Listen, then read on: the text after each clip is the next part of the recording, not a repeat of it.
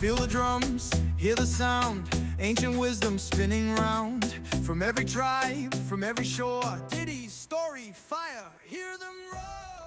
The city of Oregon was alive with excitement. It was a wedding no one could stop talking about. Amanda, the humble tailor, was marrying David, the rich businessman. Amanda had met David by accident. She was just a simple girl who made clothes for a living. But one day, when she went to deliver a suit to a wealthy client, she met him. David was everything she never imagined she could have. Tall, rich, powerful, and deeply in love with her. Everyone said it was a fairy tale. Everyone said she was lucky. But what Amanda didn't know was that luck can be a dangerous thing. She had no idea that in the midst of all the joy, someone was watching her. Someone who wanted her happiness to turn into pain. And on the night of her wedding, it began. The day of the wedding was like a dream. Amanda stood in front of the mirror, her heart pounding with excitement. Her gown was white and gold, shining like the morning sun. Her hair was in an elegant bun, and her dark skin glowed beautifully. She felt like the most beautiful bride in the world. Her best friend Idina helped her with her veil. "You are the luckiest girl alive," Idina said, smiling. Amanda smiled too. She had come from nothing, yet here she was, marrying a man who had everything. The wedding hall was filled with important people. Businessmen, politicians, celebrities. The music was sweet, and the air smelled of fresh roses and cinnamon. As she walked down the aisle, she could see David standing at the altar, his eyes full of love. This was it. This was her happily ever after. But if she had been prayerful, she would have seen what was waiting in the shadows.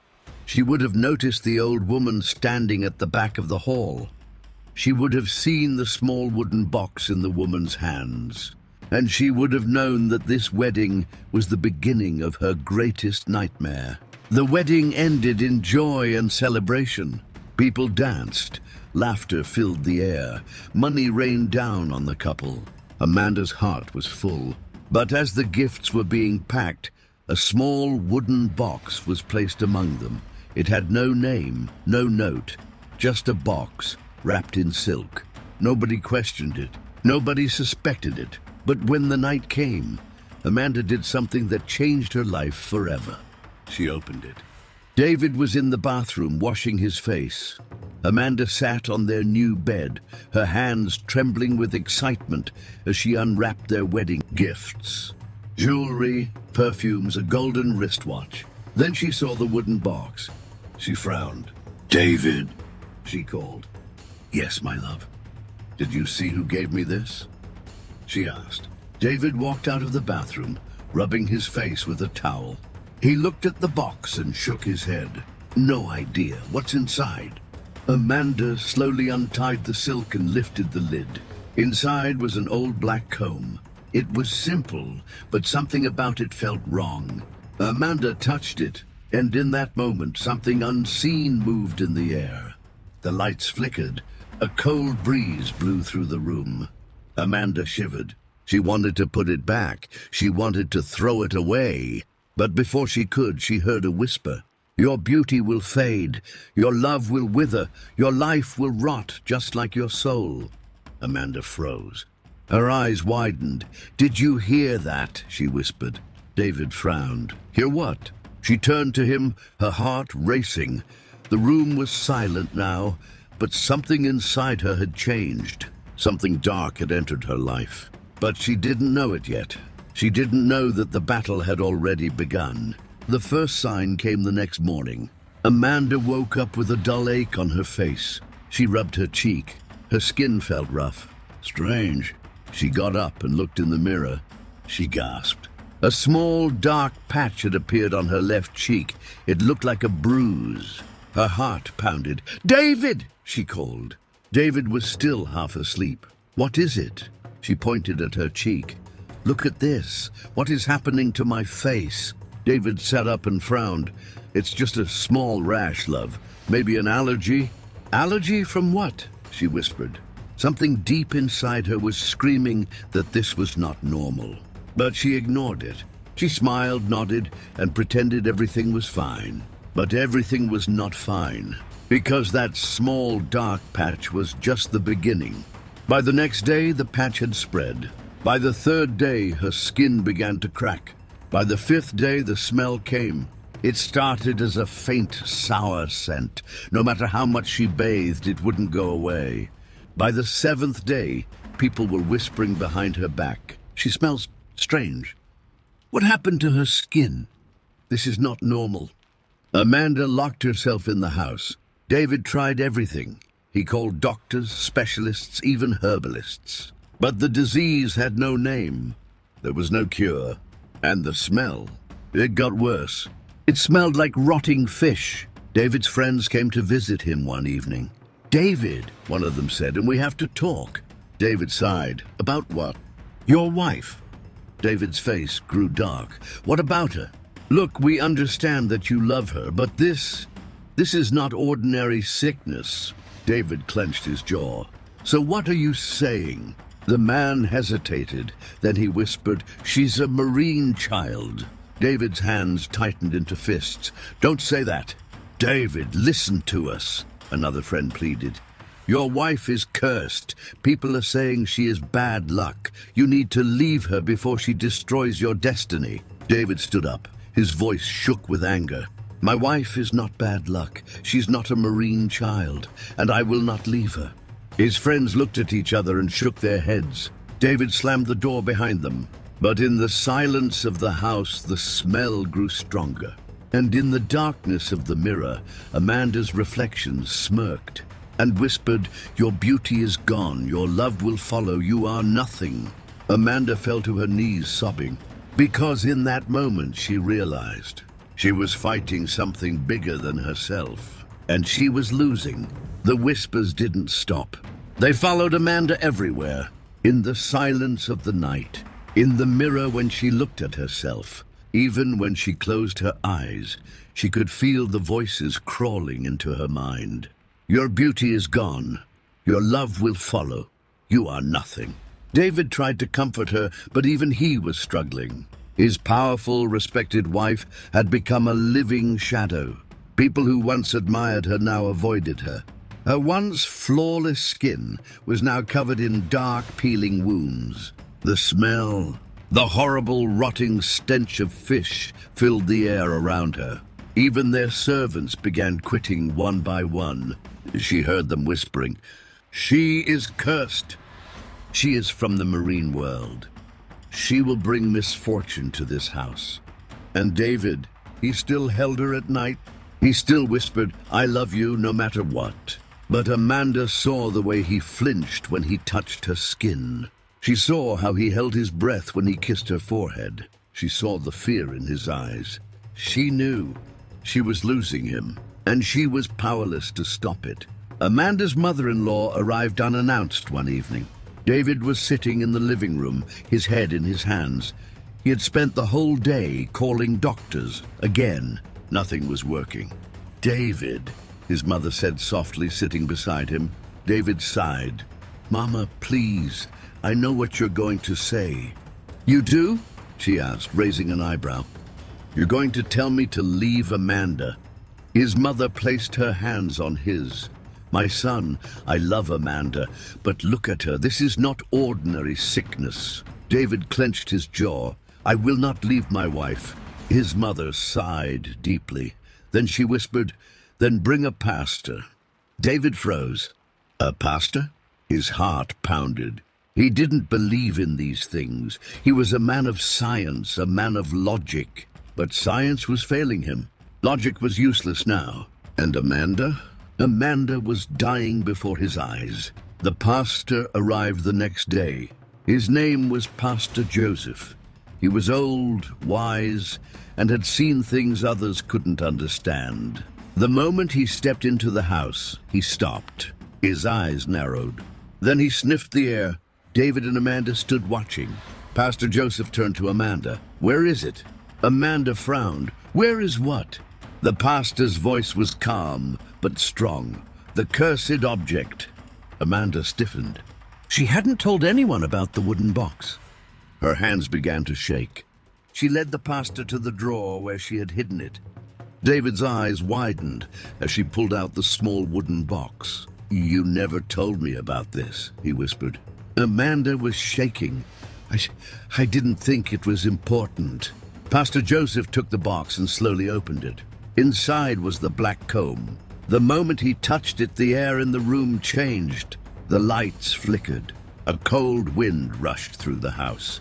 Amanda's breathing became shallow. Then the whispers returned. "She is mine. She belongs to me.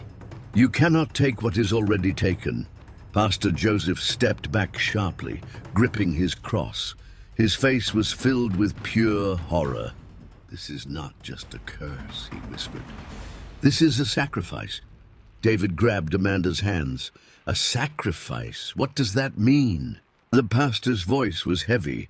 "Someone offered Amanda's life and marriage to an evil altar." Amanda felt like she couldn't breathe. She fell to the ground. "No," she whispered.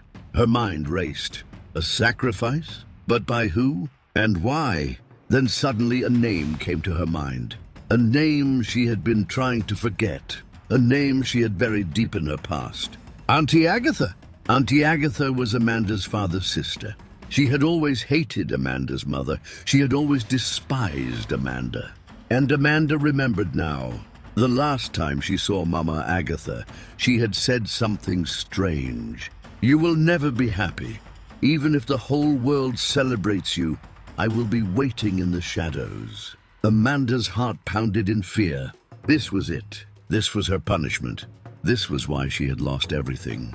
Her beauty, her peace. Her marriage. Mama Agatha had done this. And she had used the black comb to seal the curse. The pastor stood up. "We must pray," he said. "We must break this sacrifice." Amanda nodded quickly. She was ready to fight. David held her hands. But then the mirror cracked, and a voice screamed from the shadows. "She is mine!" The battle had begun, and Amanda's life depended on it. The mirror cracked. A sharp, echoing snap rang through the room. Amanda screamed as an invisible force threw her to the ground. David rushed to her, but something blocked him. An unseen barrier had formed between them.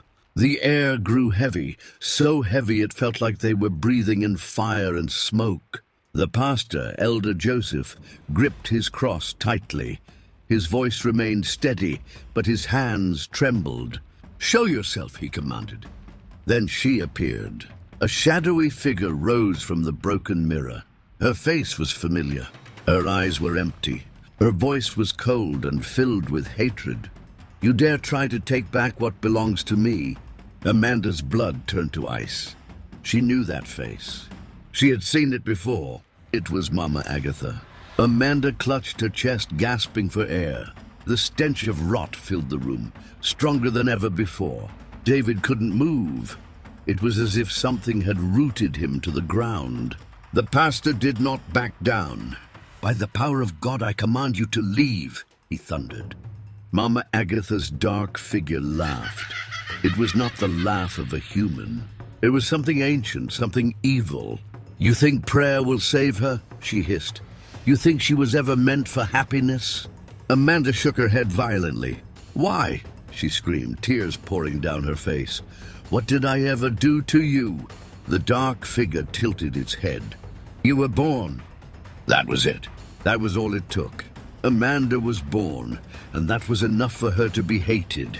Her sin was existing, her crime, being happy. And for that, Mama Agatha had offered her up as a sacrifice to misery. The battle for Amanda's soul began. The pastor lifted his hands, calling down fire from heaven. Amanda felt it. She felt something stir inside her, a fire deep inside her chest, a hunger to fight. Mama Agatha's spirit screeched, stepping back. Amanda pushed herself up. She remembered the words of the whisper, "Your beauty will fade, your love will wither, your life will rot." And she rejected it. She opened her mouth and began to pray. Not in fear, not in weakness, but in power. She called on every force of good to break the chains that had bound her. Mama Agatha screamed. The mirror shattered completely. The black comb burst into flames. David, suddenly free, ran to Amanda and held her as tightly as he could. And just like that, it was over. Amanda collapsed into David's arms. Her body felt light. For the first time in months, the stench was gone. The dark patches on her skin began to fade. Her beauty returned slowly but surely. Tears rolled down her cheeks as she whispered, "It's over." But was it? Was it ever really over? Could she ever truly forget the pain, the loneliness, the way people abandoned her the moment she needed them most? The following days were hard. The people who once whispered about her came back with smiles. The same friends who had told David to leave her now said, "We always knew she would be fine." Her in-laws, who had kept their distance, suddenly wanted to visit. It made Amanda sick, because she had seen the truth about people. When she was beautiful, they loved her. When she was suffering, they left her.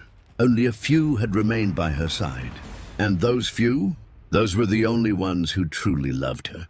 One afternoon, as she sat beside David in the garden, she looked into his eyes. "You never left," she whispered. David sighed. "I almost did," he admitted. "But my heart wouldn't let me." Amanda held his hands. "Do you still love me?" she asked. David smiled and kissed her forehead.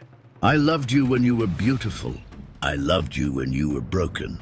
And I love you now." Tears filled her eyes, because she knew the truth. This wasn't just about surviving a curse. It was about seeing the world for what it truly was, and realizing that in the end, love, true love, is rare. She still had nightmares sometimes. She still woke up feeling that shadow in the room. And every time she did, she prayed.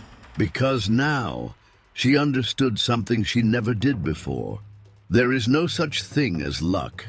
There is no such thing as a life untouched by battles. And if you are not prayerful, if you are not strong, if you are not prepared, then when the battle comes, you will lose. Because there are people who smile at you, but wish for your destruction. There are people who celebrate you, but wait for the day you fall. And the worst part? Sometimes those people are family. And now I ask you, have you ever seen how people change when you are no longer useful to them? Do you believe in spiritual battles, or do you think everything in life is just ordinary? Tell me in the comments, let's talk. Because Amanda's story is not just a story, it's real life. And somewhere right now, another Amanda is going through the same thing. Maybe it's you. The story may end here, but its echoes remain. What part of this journey will stay with you? Tell me in the comments. I want to hear your thoughts. If this story moved you, show some love. Like, share, and let others feel it too. And if you haven't already, subscribe now, because trust me, the next story, you won't see it coming. Need more? Dive into past videos, each one filled with suspense, mystery, and emotions that will keep you glued. This is more than just storytelling. It's an experience. Don't miss the next one. See you soon.